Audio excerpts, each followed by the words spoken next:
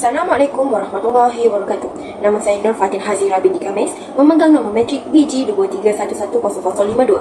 Hari ini saya akan membentangkan berkaitan pemerdagangan manusia pada bahagian pendahuluan.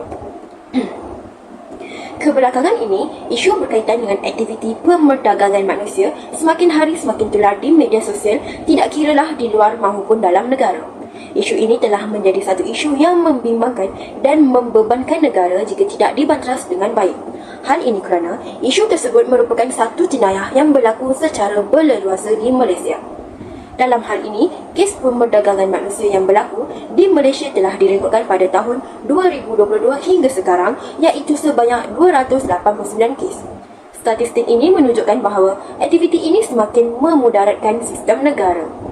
Perkara ini juga menjadi semakin merebak apabila Malaysia telah dikelaskan sebagai sebuah negara destinasi tumpuan bagi berlakunya kes pemerdagangan manusia di Asia Tenggara. Setiap individu perlu mempunyai pengetahuan umum berkaitan aktiviti pemerdagangan manusia. Sebelum isu ini dikupas lebih mendalam, kita perlu mengetahui maksud pemerdagangan manusia agar kita dapat mengawal dan mencegahnya daripada terus berlaku di dalam negara kita, iaitu Malaysia. Pemerdagangan manusia membawa maksud sesuatu aktiviti atau gerak-geri yang melibatkan proses pendapatan atau pengekalan tenaga kerja serta perkhidmatan individu dengan secara paksaan.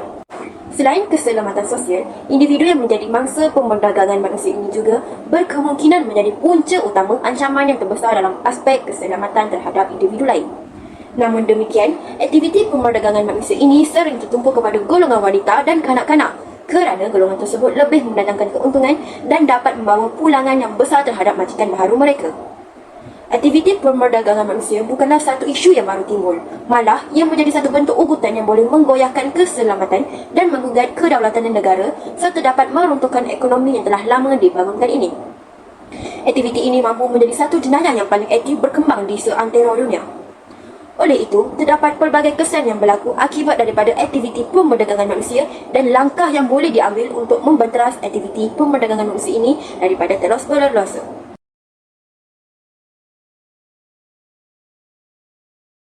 Pemerdagangan manusia boleh mendatangkan kesan negatif yang berpanjangan kepada masyarakat secara keseluruhannya.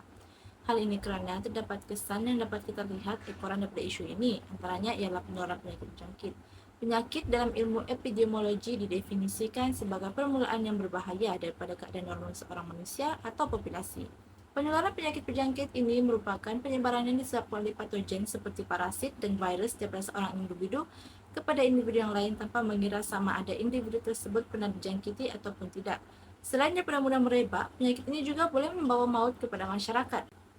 Seterusnya, mangsa yang didagangkan untuk bekerja dalam sindiket pelacuran lebih terdedah untuk menghidap penyakit berjangkit kerana mereka terdedah dengan eksploitasi seks bebas. Penyakit-penyakit ini boleh tersebar melalui pelanggan yang melanggan mereka.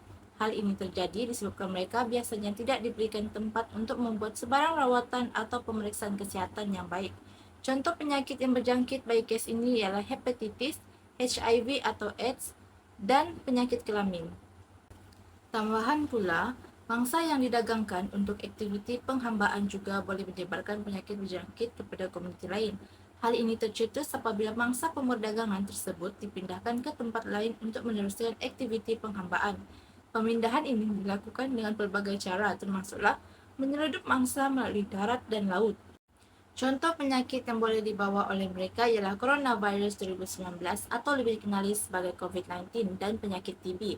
Penyakit TB atau dikenali sebagai penyakit tuberkulosis didefinisikan sebagai batuk kering yang merupakan penyakit berjangkit yang tertua dan boleh membawa maut kepada sesiapa yang menghidapnya. Penyakit TB memberi sumbangan yang paling tinggi dalam kes penyakit berjangkit. Buktinya, laporan Agensi Pemantauan Pemeriksaan Perubatan Pekerja Asing FOMEMA pada tahun 2014 menyatakan seramai 37.294 daripada 1.3 juta rakyat asing yang ingin bekerja secara sah di Malaysia menghidap penyakit batuk kering. Kesimpulannya, penularan penyakit berjangkit merupakan salah satu kesan yang ketara akibat daripada aktiviti pemerdagangan manusia. Nama saya Nurhalika binti Japar. Pemerdagangan manusia merupakan masalah serius di seluruh dunia yang memberi kesan terhadap ekonomi negara selain mangsanya. Kesan pemerdagangan manusia ini boleh menyebabkan penurunan kualiti buruk. mangsa yang didagangkan berasal daripada negara luar. Pemerdagangan ini berlaku kerana gaji pekerja asing lebih murah berbanding daripada gaji pekerja tempatan. Di samping itu, mereka dipaksa untuk bekerja melampaui tahap keupayaan mereka. Perkara ini secara tidak langsung memberi kesan negatif terhadap negara kita. Selain itu, pemerdagangan manusia juga boleh menyebabkan kekurangan kesedaran terhadap pasaran buruh. Hal ini kerana pekerja dieksploitasi di tempat kerja. Sebagai contoh, eksploitasi seks, aktiviti menyalahi undang-undang, pemindahan organ dan juga bekerja sebagai buruh terikat. Di Indonesia pernah berlakunya penderaan oleh majikan terhadap pembantu rumahnya. Oleh itu, mangsa penderaan boleh melaporkan penderaan terhadap dirinya mengikut peruntukan dalam kanun acara jenayah, juga dalam peruntukan akta, aktiviti pemerdagangan dan aktiviti penyeludupan migran orang 2007. Sekian, terima kasih. Assalamualaikum warahmatullahi wabarakatuh dan salam sejahtera. Saya Nurul Kasih Kasira Asika dan nomor matriks BG 23110151 akan membahaskan tentang kesan pemerdagangan manusia dari segi kesihatan mental. Pemerdagangan manusia memberi kesan yang mendalam kepada mangsa dan kesan yang paling ketara adalah trauma psikologi. Mangsa pemerdagangan manusia sering mengalami pelbagai bentuk penderaan fizikal, seksual dan juga emosi secara berterusan. Hal ini menyebabkan mereka terdedah dengan gangguan stres, pasca trauma, kemurungan dan kebimbangan yang melampau. Kekurangan yang dialami oleh mangsa pula disertai dengan perasaan putus asa, kesedihan yang mendalam, kehilangan minat dalam melakukan aktiviti harian. Ini boleh membawa kepada pemikiran iaitu percubaan bunuh diri, menunjukkan betapa seriusnya kesan psikologi terhadap kesejahteraan mereka. Kebimbangan yang berterusan menyebabkan mangsa hidup dalam ketakutan, meningkatkan risiko mereka untuk mengalami gangguan kebimbangan umum ataupun serangan panik. Rasa takut yang berterusan ini bukan sahaja menjejaskan kesihatan mental, tetapi juga menghalang kehidupan mereka untuk menjadi normal. Pengalaman dan pengkhianatan yang dialami ini boleh mengakibatkan masalah kepercayaan yang serius. Mereka mungkin sukar untuk mempercayai orang lain termasuk keluarga, rakan atau pekerja sosial dan menjadikan proses pemulihan lebih sukar dan mencabar. Mangsa juga menghadapi kesukaran untuk menguruskan emosi yang sangat ketara, termasuk kemarahan, kekeliruan dan perasaan tidak berdaya. Mereka sering merasa tidak mampu untuk mengawal emosi dan boleh membawa kepada tingkah laku yang tidak menentu dan masalah dalam menjalani kehidupan harian. Pemulihan daripada trauma ini memerlukan sokongan psikologi yang intensif dan berterusan, termasuk terapi individu atau kumpulan serta bantuan perubatan jika diperlukan. Terapi ini penting untuk membantu mangsa membina semula kehidupan mereka dan mencapai kesejahteraan mental yang stabil. Intihannya, trauma psikologi akibat pemerdagangan manusia memberi kesan yang mendalam dan berpanjangan. Ia memerlukan pemerhatian dan sokongan khusus untuk membantu mangsa pulih dan menjalani kehidupan dengan lebih baik. Semoga kita dapat memberikan sokongan yang diperlukan kepada mereka yang memerlukannya. Sekian itu sahaja daripada saya. Wassalamualaikum warahmatullahi wabarakatuh. Kesan pemerdagangan manusia terhadap negara, iaitu menjejaskan imej negara. Pemerdagangan manusia ini memberi kesan yang negatif terhadap sesebuah negara. Antara kesan pemerdagangan manusia terhadap sebuah negara ialah termasuklah penurunan reputasi negara. Negara yang terkenal dengan pemerdagangan manusia akan kehilangan kredibiliti antara bangsa. Reputasi negatif ini mempengaruhi pandangan dunia dan kepercayaan antara bangsa terhadap negara. Pelabur antara bangsa juga mungkin berfikir dua kali sebelum melabur di negara yang mempunyai rekod buruk terhadap jenayah pemerdagangan manusia. Hal ini kerana mereka mungkin tidak mahu dikaitkan dengan perkara yang tidak bermoral dan tidak berperi kemanusiaan. Begitu juga dengan pelancong yang mungkin memilih lokasi yang difikirkan jauh lebih selamat daripada negara tersebut. Selain itu, rakan antarabangsa juga termasuk negara-negara sahabat dan organisasi antarabangsa mungkin akan berhati-hati dan mengurangkan kerjasama dengan negara yang menghadapi isu pemerdagangan manusia yang serius. Tuntasnya, pemerdagangan manusia adalah isu yang menjejaskan imej dan reputasi sesebuah negara di peringkat antarabangsa. Negara yang terkenal sebagai pusat pemerdagangan manusia akan menghadapi banyak masalah termasuk kehilangan kepercayaan pelabur, pelancong dan rakan antarabangsa. Oleh itu, untuk memerangi pemerdagangan manusia, memulihkan reputasi negara akan memberikan perlindungan kepada mangsa pemerdagangan manusia, usaha berterusan dan menyeluruh diperlukan. Sekian dari saya, terima kasih. Masa kini kita dapat lihat bahwa aktiviti pemerdagangan manusia semakin meluas, terutamanya dalam negara. Terdapat beberapa langkah-langkah untuk mengurangi aktiviti pemerdagangan manusia yang dapat kita lakukan. Antaranya ialah memperketatkan undang-undang negara, merupakan salah satu langkah yang dapat dibuat bagi mengatasi isu pemerdagangan ini. Mengikut laporan daripada salah satu agensi yang dikenali sebagai Jabatan Negara Amerika Syarikat, menyatakan bahawa Malaysia pernah tersenarai dalam salah satu negara yang gagal dalam mematuhi standard minimum bagi usaha menghapuskan aktiviti pemerdagangan manusia. Mantan Timbalan Ketua Polis Negara iaitu Tan Sri Bakri Zinin pernah menyuarakan perkara ini bahawa aktiviti pemerdagangan manusia ini dipengaruhi oleh beberapa aspek dan salah satunya adalah ekonomi dan politik yang menjadi punca utama mengapa aktiviti ini kiat berlaku. Masalah ekonomi dan pergolakan politik antara beberapa buah negara Asia Selatan menyebabkan orang luar terutama yang sanggup merantau dan mengikuti ejen yang menawarkan pekerjaan tanpa unsur periksa sama ada berdaftar atau tidak demi untuk mencari rezeki dan peluang pekerjaan di Malaysia. Mereka juga sanggup menghabiskan sejumlah wang yang banyak ataupun menggadaikan harta pusaka semata-mata ingin merantau ke negara jiran untuk mencari pekerjaan. Undang-undang dan peraturan yang tidak begitu ketat juga menjadi salah satu punca yang membolehkan warga asing untuk mudah keluar dan masuk ke dalam Malaysia dengan mudah. Dengan adanya undang-undang yang dikenakan atas kesalahan aktiviti pemerdagangan ini, secara tidak langsung dapat memberikan kesan atas pelaku untuk melakukan aktiviti ini dengan mudah dan memberikan tekanan kepada mereka untuk berfikir ke depannya jika mereka melakukan hal ini. Sebagai contoh dengan memberikan hukuman berat seperti hukuman penjara 5 tahun dan denda sebanyak 5,000 hingga 100,000 ataupun kaki tangan yang bersubahat dalam kes ini berhak dipecat ataupun dilucut daripada pekerjaan mereka. Bukan itu saja, memperketatkan undang-undang dari segi pengawalan pintu masuk persempadan dengan lebih terperinci juga merupakan langkah yang paling terbaik untuk mengurangkan peningkatan jumlah pemerdagangan manusia ini. Hal ini dikatakan demikian kerana menutup sempadan kita dapat mengawal kemasukan pelancong asing sekaligus dapat menutup peluang penyeludupan manusia.